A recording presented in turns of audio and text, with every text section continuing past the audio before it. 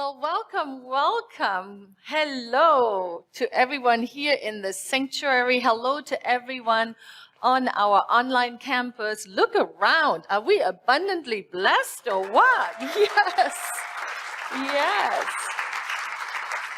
This feels so good. So good.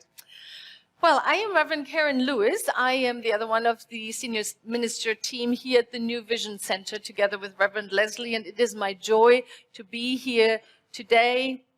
It is an exciting time. It is an exciting time as we come together and ask, what am I here for? What am I here for? And today we're going to explore this a little deeper, and we're going to take a look at why are you here for? What are you here for? And the talk title is We Transform Lives. We transform lives. And who is that we? That's the first question. I think the talk today is going to have a lot of questions in it. And the first one is, who is that we in We Transform Lives? It is for sure the New Vision Center. It is for sure this organization that has been in existence for over 30 years with the sole purpose to bring forth and share the love that Gina so powerfully read about in our pre-service meditation, the love that permeates the entire universe. The other part of that we is sitting in your seat, is looking into the TV or the computer. That is the other part of the we. Because you see, in order to transform lives, in order to take this teaching to the next level, it has to be by means of you, and you, and you. And you, and you, and you, and you, and you, and me. There's no other way. Reverend Dr. Michelle Madrano, I always hear her say this. She used to be the senior minister here for 17 years, and I know there are a couple people in the room who know her very, very well. And she would say this, nothing can happen to you. It has to happen through you. Now, what does that mean? And I love that I'm seeing people nodding. It means this, that we as an organization here can talk about that there is truly only one God, that the highest God and the innermost God is only one God. But until you hear that with every level of your being, it is just a saying. It is the moment where we move from knowing something into feeling it.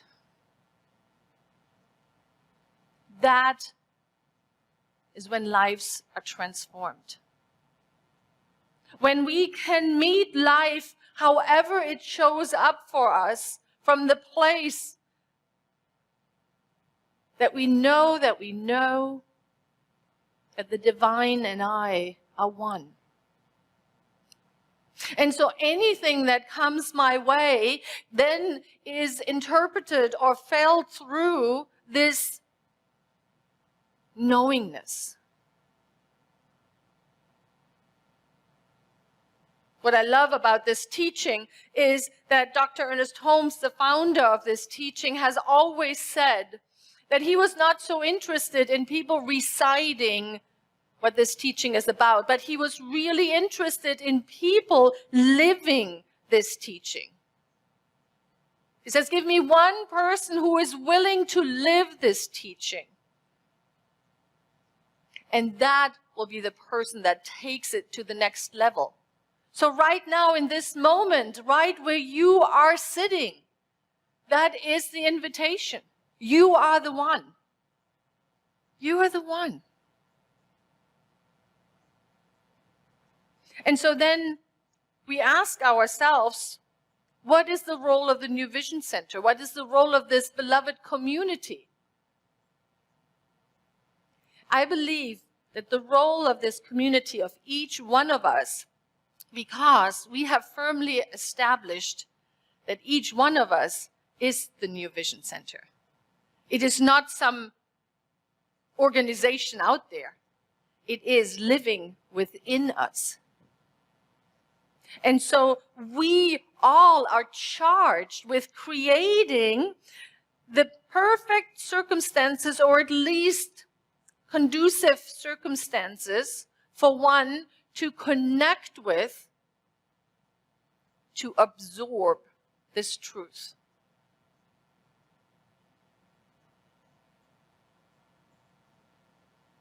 So that is what we're talking about today. We transform lives. I think there are 3 elements that are really important. It's the environment that we create around us. It is the practice. And it is the passion. When these 3 things come together, transformation happens.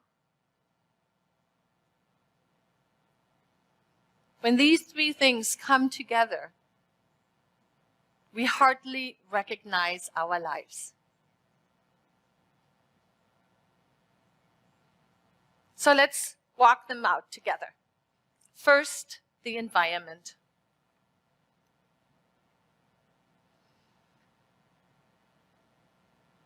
Think about the person in your life that you always knew loved you no matter what. It might have been a parent, it might have been a grandma, an aunt, a teacher, a friend. And feel into what happened within you when you felt so welcomed, when you didn't have to change who you were, but you were welcomed. I was lucky enough, my grandma was that person for me. Whatever mischief I got into, and trust me, I got into a lot of mischief as a kid, she was always there for me. And of course, she would speak German with me because I lived in Germany at that time. And she would say, "Komm her, Karin." She has been gone for 40 years, and I can still hear her voice.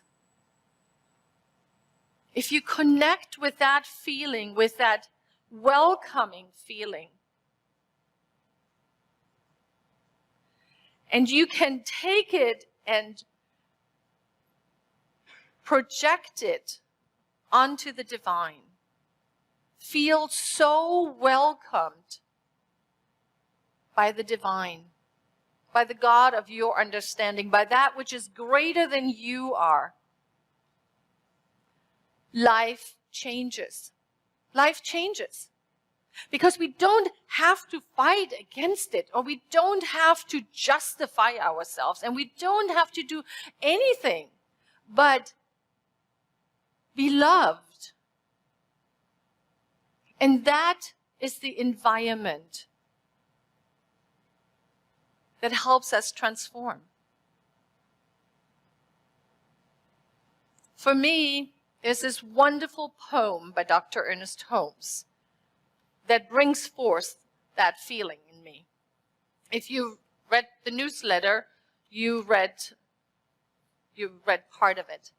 And I would like to share the entire poem with you. Perhaps you want to close your eyes, or you can keep them open. Peace be unto thee, stranger. Enter and be not afraid. I've left the gate open, and thou art welcome in my home. There's room in my house for all. I have swept the hearth and lighted the fire. The room is warm and cheerful, and you will find comfort and rest within. The table is laid, and the fruits of life are spread before thee. The wine is here also. It sparkles in the light. I have set a chair for you where the sunbeams dance through the shade. Sit and rest and refresh your soul. Eat of the fruit and drink the wine. All is yours, and you are welcome. You are welcome, exactly who you are. And can you feel when we connect with that kind of an environment, how the yes for growth, the yes for transformation happens naturally? I'm safe here. I can take a look at any habits that don't serve me anymore. I can take a look at any belief that I might have picked up that doesn't serve me anymore.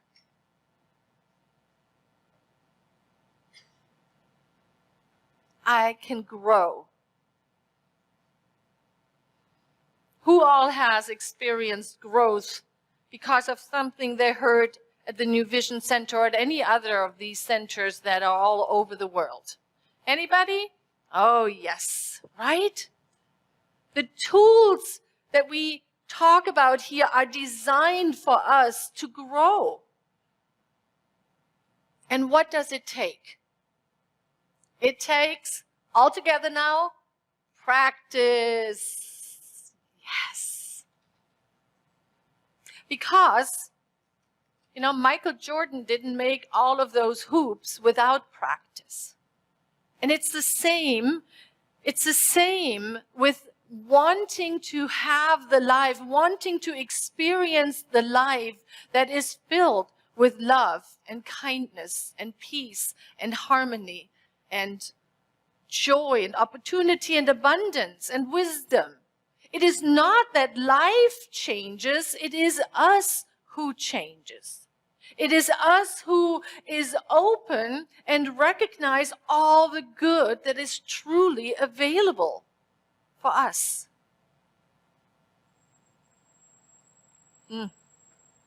So what is spiritual practice? Spiritual practice can be, of course, meditation and prayer. And it can also be a walk in nature.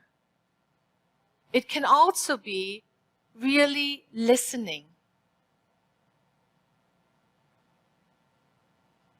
Opening our entire being to listening to another.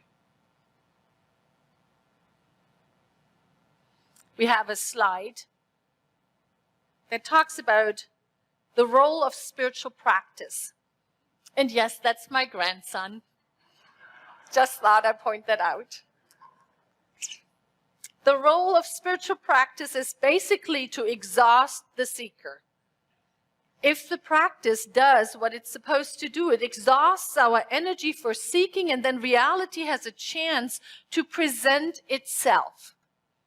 When we let go of the always looking for something more, the always looking to get something out there, we realize all that we are looking for is already within. So just place your hand on your heart and just breathe into the warmth there.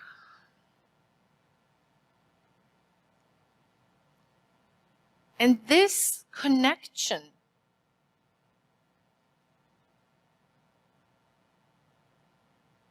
is well established when we empty ourselves out.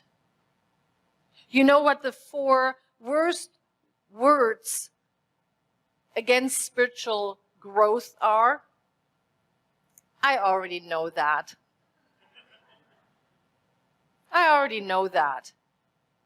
You might want to try meditating every morning for 15 minutes. Oh yeah, I already know that. Are you doing it? Right? That's where we get in trouble. It reminds me of that fabulous Zen story where a university professor comes to a Zen master to learn about Zen. And he's talking, and the Zen master offers him tea. And the Zen master fills up the cup of tea. And then he keeps on pouring until the university professor says, you are overpouring this tea. And he said, yes, just as this cup of tea is so full of tea, that is how you are full of your own opinions and ideas, and there's nothing I can offer you. I love that story. Right?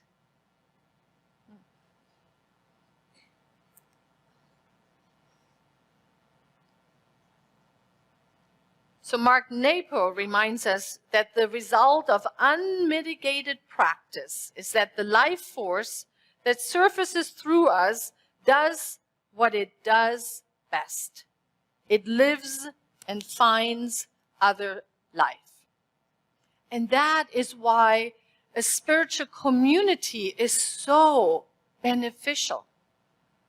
Because as we walk on our individual paths of spiritual maturity, we are supported by others who are on their individual path. And we can learn from one another, and we can walk each other home. Sometimes with a brilliant statement, but more often by simply listening, by hearing another, by being willing to wait,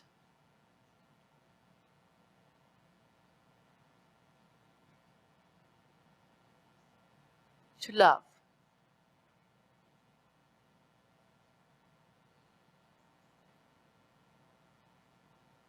If I would have a magic wand, I would use it and have people be excited about spiritual practice, because it is the path that we all have to take.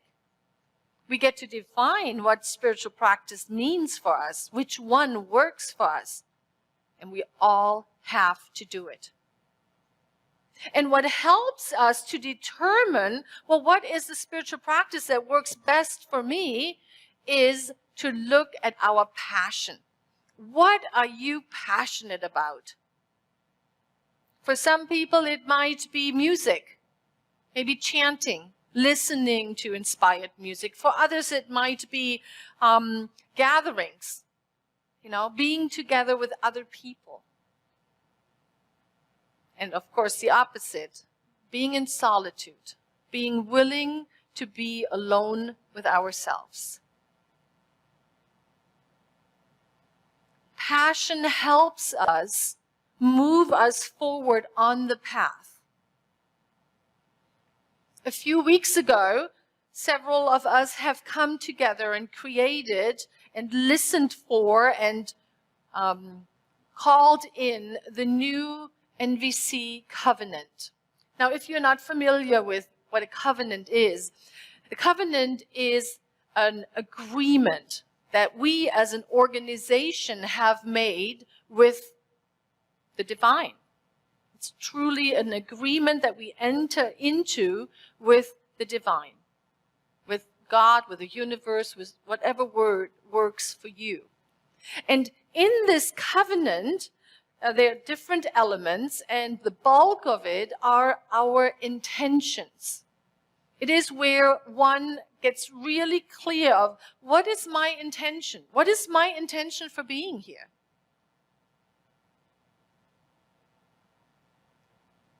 And these intentions help us in those days where we are like, I don't want to do it today. I don't want to be revealing the power of love today. No.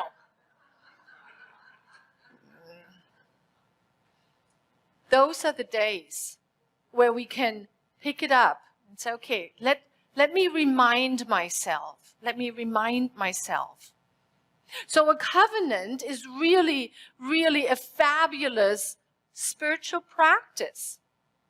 And today, I thought we would take a look at all of these 7 intentions that we as the organization have entered into.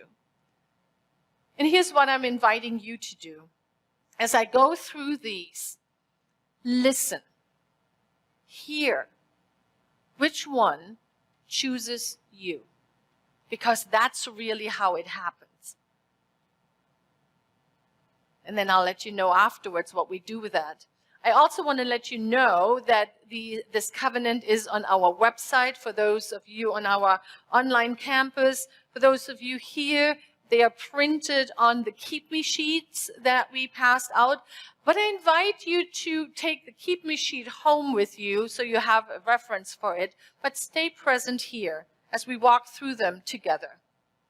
So the first intention is to awaken to the power and presence of spirit within through spiritual practice. That is what we do here. That is what we teach here. If you take a class here, you learn a spiritual practice. Every Sunday, we come together and engage in spiritual practice. Because what we know is that is what it takes to open ourselves up to be the incredible, amazing beings that we came here to be. Yeah, I love that. The next one. To foster belonging through community-centered radical inclusion and sacred service.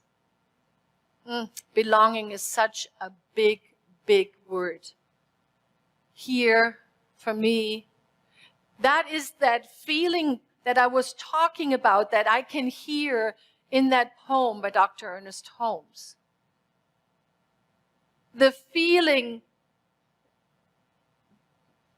to come home. So often we hear that people, when they walked first through those double doors, felt a sense of comfort, of coming home. It had nothing to do with who the people were in the sanctuary at that time. It has to do with that these walls have been prayed up and loved up for over a decade now. And that is, when we open ourselves up, that is what we can feel. I want everyone to hear, you belong here. It matters not if this is the first time you have entered into the sanctuary, or if you're here every Sunday, if you have never been on the campus and you come through our online campus. It matters not, you belong to us.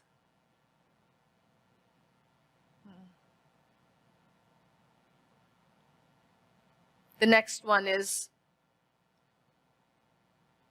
to cultivate joy through music, creative expression, and social events. And oh my, what is, how, is that how you do that? That's what we do here. We have incredible artists, and we have artists that didn't even know they were artists until they got here. And all of a sudden, they're singing, they're dancing, they are playing an instrument, they're painting. Yeah. And the joy, can you feel the joy that just comes? It bubbles up at the toes and it just comes all the way up to the face. And yes, social events, we are a community that loves to come together and hang out with each other and create amazing events. Let's take a look at the next one. Bless you. to creatively expand our communication, engaging our entire community and beyond. And here's what I love about this one. It's already working us. The fact that you are having a Keep Me sheet in your hands today is a direct result of this intention. And that is how a covenant works, right? We read it, an inspired idea surfaces, and you just walk it out. It is a roadmap. And the next one. To nurture spiritual development through youth and family ministries and the science of mind teaching. Don't get me wrong. We love to gather and come together and have a good time. But we are here to spiritually mature. We are here to understand this teaching on a much deeper level. And I love that we have young ones with us today. Isn't that wonderful? I love that. Yeah, see, Brielle, you're getting a hand, and you're getting a hand here. Yes, it's all good. We are a Centers for Spiritual Living. We study the science of mind.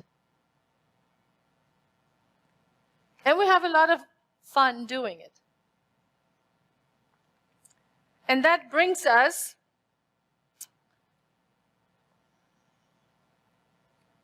to this one. To call our community to step into a deeper expression of stewardship, partnership, and organizational leadership.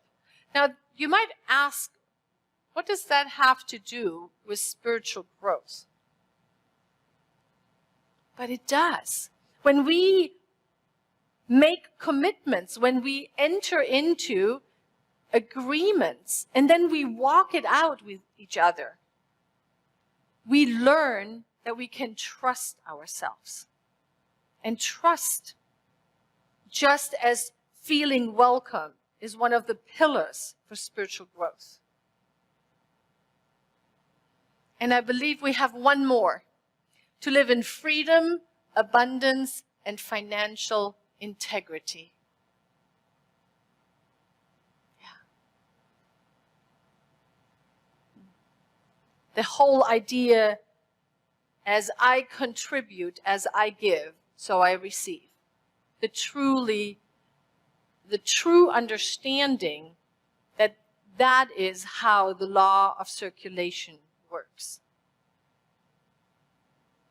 And so what is the ask then? What are you to do with these intentions?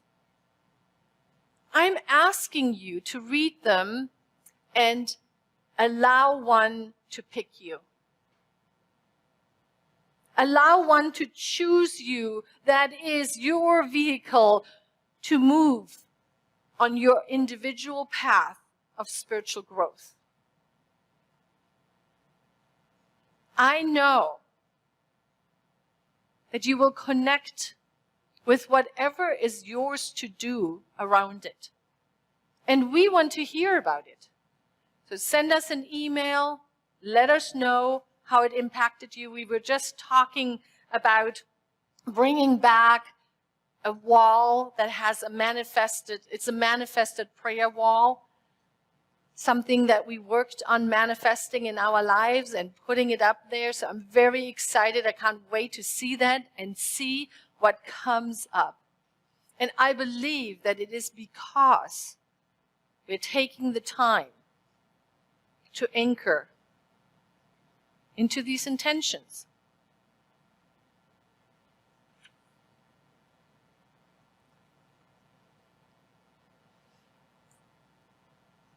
The wonderful author Leo Buscaglia said this: "A total immersion in life offers the best classroom for learning to love. And just like that dog trusted enough to get into the water, so are we invited to trust the calling upon our heart enough to continue on this spiritual journey. I am so grateful we are on it together. And so it is. Thank you.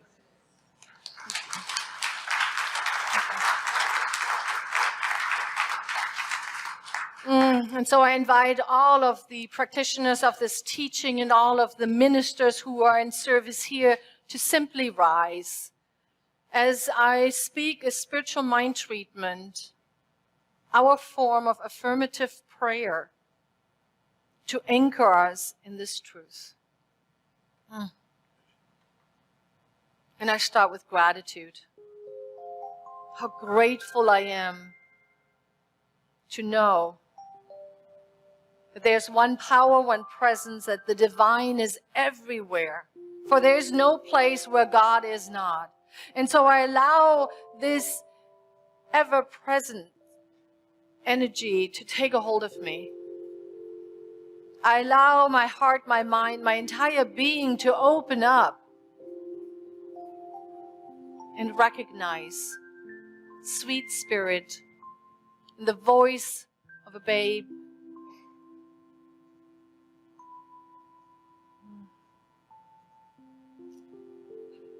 in the tone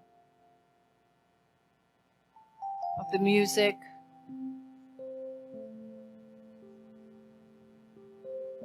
in the sense of being loved and welcome right where we are, in this moment.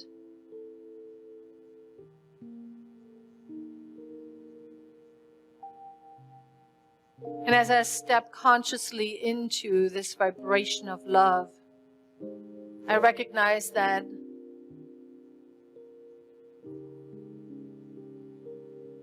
this deep call that Spirit has placed upon our hearts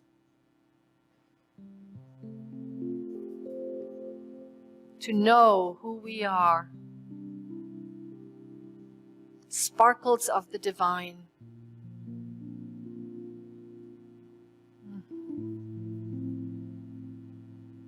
And how grateful, how very, very grateful I am to speak this word of recognition that doesn't need any words.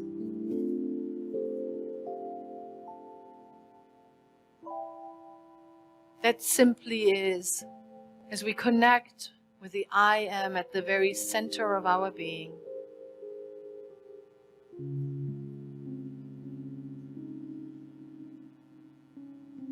And I speak a special blessing of all of the prayer requests that have made their way to the New Vision Center.